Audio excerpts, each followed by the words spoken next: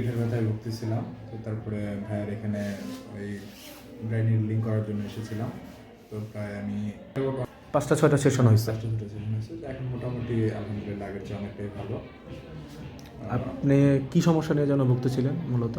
আমার এটা আসলে ডিসকমফোর্ট ফিল হইতো, আর পেইন হচ্ছে যে এই সাইড ওয়েট বেয়ার করতে পারতো না আর কি। ওয়েট বের করা যাইতো না। হ্যাঁ, ওয়েট বেয়ার করা যায়, ডিসকমফোর্ট ফিল হইতো, আর এমনি দেখা যাচ্ছে ওয়েট বেয়ার করতে পারতো না। এখন কি আপনি ওয়েটটা নিতে পারেন?